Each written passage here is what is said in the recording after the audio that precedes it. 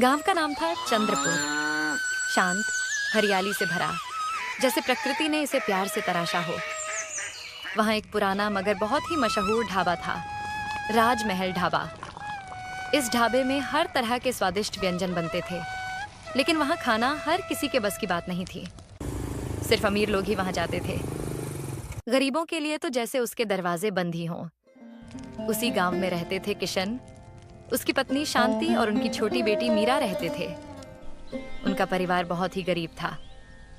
किशन रोज दूसरों के खेतों में मजदूरी करता और किसी तरह घर का खर्च चलता। एक दिन मीरा अपनी सहेली रानी के घर खेलने गई। रानी खुशी से बोली, मीरा, तुम्हें पता है आज हम राजमहल ढाबा में खाना खाने जा रहे हैं। सच में? तुम सच में वहाँ जा रही हो? हाँ, और सुन, वहाँ तो सिर्फ एक कप चाय की कीमत 100 रुपए है। मीरा के मन में एक तूफान सा उठा। हम तो 100 रुपए में 4 दिन का खाना लाते हैं, वहाँ तो सिर्फ चाय ही इतने में रानी के पिता आ गए। चलो बेटा, देर हो रही है। पापा, क्या मीरा भी हमारे साथ चल सकती है? रानी के पिता का चेहरा सख्त हो गया। नहीं, वो जगह सबके लिए नहीं होती। गरीब लोग वहां नहीं जाते। उसे घर भेजो। ये सुनकर मीरा का दिल टूट गया। वह बिना कुछ कहे घर लौट आई। घर पहुंचकर वह सारी बात अपनी माँ को बताने लगी। चिंता मत कर बेटी, एक दिन हम भी वहाँ खाएंगे। नहीं माँ, हम वहाँ नहीं खाएंगे। हम उससे भी अच्छा अपना ढाबा खोलेंगे। और उसी क्षण उसके दिल में एक सपना जन्म ले चुका। अगले दिन सुबह की हवा में हल्की ठंडक थी। किशन हमेशा की तरह कंधे पर फावड़ा लिए खेत जाने को निकला ही था कि अचानक शांति दौड़ती हुई आई। उसके चेहरे पर घबराहट साफ दिख रही थी। सुनो जी, सुनो, मीरा उठ नहीं रही है। बहुत देर से बुला रही हूँ, चलो जल्दी। किशन का दिल धक से रह गया। वह फौरन अंदर भागा। मीरा, मीरा बेटा उठो, देखो सूरज निकल आया है। पर मीरा एकदम शांत थी, आंखें बंद, जैसे किसी गहरी नींद में हो। देर न करो, जल्दी बैलगाड़ी लाओ। दोनों मीरा को संभालते हुए बैलगाड़ी में लेटे और गांव के छोटे अस्पताल में पहुंचे। वहां डॉक्टर ने मीरा की जांच की। कुछ देर बाद डॉक्टर बाहर आए। उनके चेहरे पर गंभीरता साफ थी। उन्होंने धीमे स्वर में पूछा, आप दोनों इस बच्ची के माता पिता हैं? हाँ डॉक्टर साहब, हमारी मीरा को क्या हुआ है? आपकी बेटी को कैंसर है और अब उसके पास ज्यादा समय नहीं बचा। किशन के हाथ ढीले पड़ गए। शांति जमीन पर बैठ गई, आंखों से आंसू झरने लगे।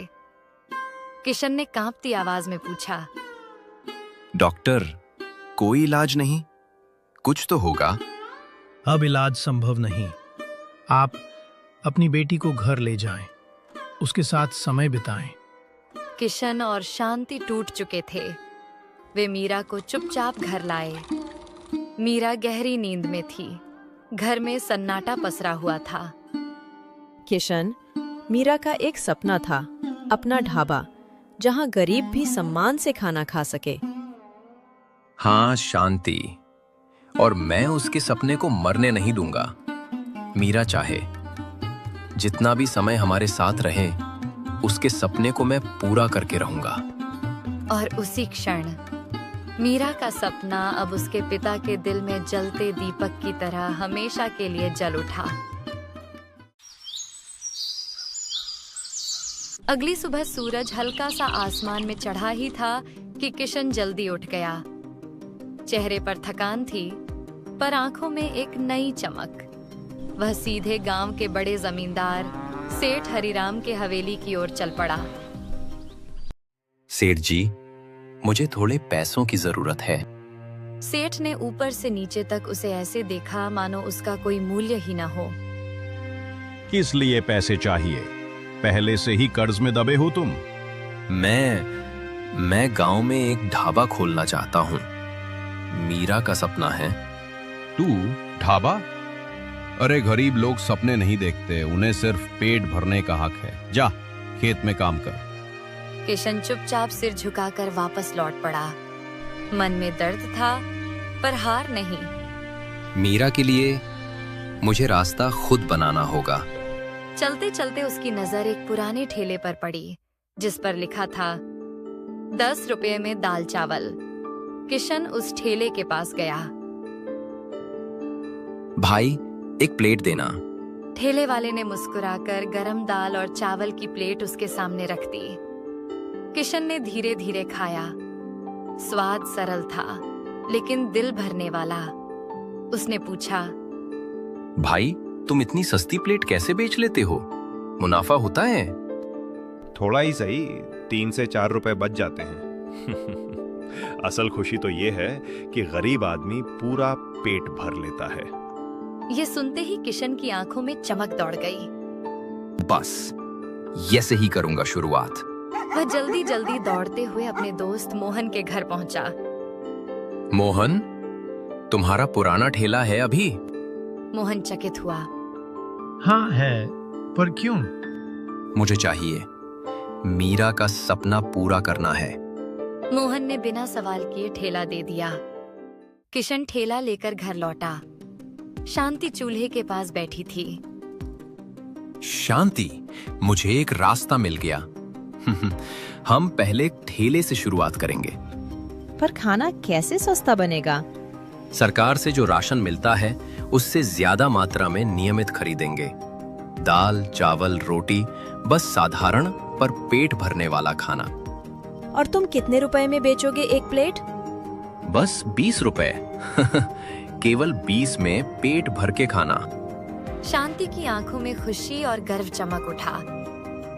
20 रुपए में तो हर गरीब खा सकेगा।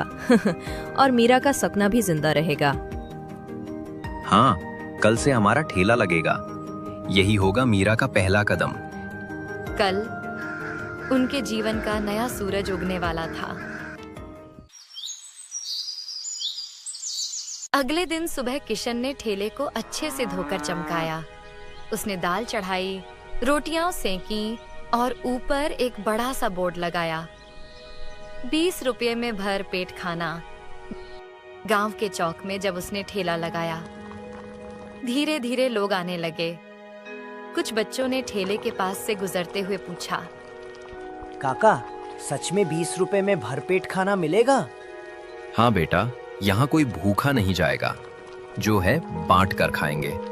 उसी वक्त 2 थके हारे किसान पेड़ के नीचे बैठे थे। एक बोला, भाई आज भी वही कल वाली बासी सब्जी लाया हूँ, घर में कुछ नहीं था। चलो मैं थोड़े पैसे लाया हूँ, कहीं कुछ खा लेते हैं। नहीं भाई, तेरे पैसे मत खर्च कर, बासी ही खा लेंगे। तभी दोनों को पास से एक जोरदार आवाज सुनाई दी, आओ आओ, 20 रुपए में पेट भर खाना खाओ। गरम गरम दाल, रोटी और चावल। आओ आओ। दोनों एक दूसरे को देखने लगे। अरे ये तो सस्ता लग रहा है, चलो देख के आते हैं। वे दोनों ठेले के पास पहुंचे और बोले, भाई क्या सच में 20 रुपए में पेट भर खाना मिलेगा? हाँ भैया, 2 रोटी, दाल चावल और साथ में आम का अचार, सब बस 20 रुपए में। दोनों किसानों की आंखें चमक उठी। भाई जल्दी 2 प्लेट लगाओ, बहुत भूख लगी है। किशन ने गरम गरम दाल परोसी, नरम रोटियां रखी और प्लेटें सामने कर दी। दोनों किसान खाने लगे और बोले, अरे वाह, इतना स्वाद और इतना सस्ता। भगवान तेरा भला करे भाई। भाई, ये मेरा नहीं, मेरी बेटी मीरा का सपना है। वो चाहती थी कि गरीबों को भी अच्छा खाना मिले। भगवान उस बिटिया को लंबी उम्र दे। इतने में ठेले के पास एक बूढ़ा साधु आया। उसके चेहरे पर तेज था। वो बोला, बेटा, तू बहुत पुण्य का काम कर रहा है। जो दूसरों का पेट भरता है उसका घर कभी खाली नहीं रहता। धन्यवाद बाबा, ये मेरी बिटिया का सपना था, अब वही मेरा जीवन बन गया है। तेरी बेटी जल्द ठीक हो जाएगी। किशन चौंक गया। आपको मीरा के बारे में कैसे पता बाबा? जिसका मन सच्चा हो उसकी बात भगवान तक पहुंचती है बेटा। ये कहकर वे धीरे धीरे वहां से चले गए। किशन देर तक सोचता रहा। उन्हें कैसे पता चला कि मीरा बीमार है? शाम तक उसके ठेले पर भीड़ लगी रही। कोई किसान धन्यवाद कहता, कोई मजदूर मुस्कुराता। हर प्लेट में सिर्फ खाना नहीं, दुआ भी मिलती थी। रात को जब किशन घर लौटा, शांति दरवाजे पर खड़ी थी। उसने मुस्कुराते हुए कहा, आज तो पूरे गांव में तुम्हारे ठेले की चर्चा है। सब कहते हैं अब कोई भूखा नहीं सोएगा। हाँ शांति, अब मीरा का सपना सच हो गया। अगले दिन सुबह किशन हमेशा की तरह अपने ठेले को तैयार कर रहा था। तभी उसका पुराना दोस्त हरिया दौड़ता हुआ आया और जोर से बोला, अरे किशन, जल्दी चल, गांव में एक मेडिकल कैंप लगा है जहां कैंसर के मरीजों का मुफ्त इलाज हो रहा है। किशन ने चौंकते हुए कहा, क्या सच में? लेकिन यार, गांव के डॉक्टर ने तो कहा था कि अब मीरा का इलाज मुमकिन नहीं है। वो डॉक्टर तो गांव का है, पर इस कैंप में जो डॉक्टर आई हैं, वो विदेश से आई हैं। एक बार कोशिश तो कर ले भाई, क्या पता चमत्कार हो जाए। किशन के चेहरे पर उम्मीद की एक किरण चमक उठी।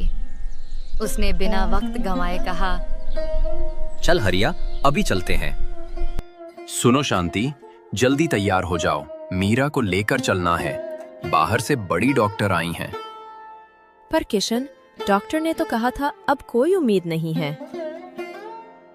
भगवान के घर देर है, अंधेरा नहीं। चलो आखिरी कोशिश करते हैं। कुछ देर बाद किशन ने मीरा को बैलगाड़ी में लिटाया और कैंप की ओर निकल पड़ा। रास्ते में वह बस भगवान का नाम लिए जा रहा था। डॉक्टर मैडम ने मुस्कुराकर मीरा की जांच की। थोड़ी देर बाद वह बाहर आई और बोली, कौन है मीरा के माता पिता? डॉक्टर साहिबा, क्या हुआ हमारी बच्ची को? आपकी बेटी को कैंसर नहीं है। किशन और शांति एक दूसरे को देखने लगे। क्या कहा आपने? उसे बस एक छोटी सी बीमारी है। मैंने दवाई लिख दी है। सही समय पर दवा दो, वो कुछ ही दिनों में बिल्कुल ठीक हो जाएगी। किशन की आंखों से खुशी के आंसू निकल पड़े। भगवान आपका भला करे डॉक्टर साहिबा, आपने हमें नई जिंदगी दे दी। वो मीरा को लेकर घर लौटे। शांति खुशी से बोली, सुनो जी, देखो ना, भगवान ने हमारी सुन ली। भगवान के घर देर है, अंधेरा नहीं। मीरा को अब होश आ गया था। उसने धीमी आवाज में कहा, पापा, क्या हुआ था मुझे? अब सब ठीक है बेटा। और हाँ, तुम्हारे लिए एक सरप्राइज भी है। क्या है पापा? कल सुबह देख लेना। अब दवा खाओ और आराम करो। अगली सुबह जैसे ही मीरा जागी, उसने कहा, पापा, मेरा सरप्राइज कहाँ है? चलो बाहर दिखाता हूँ। मीरा जब बाहर आई तो सामने चमकता हुआ ठेला खड़ा था। उस पर लिखा था, 20 रुपए में भरपेट खाना। मीरा की आंखें चमक उठीं। वो खुशी से चिल्लाई, पापा, आपने मेरा सपना सच कर दिया।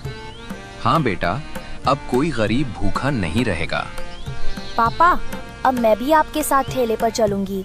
मैं भी सबको खाना परोसूंगी। इस तरह मीरा का सपना सच हुआ और वही सपना पूरे गांव की उम्मीद बन गया।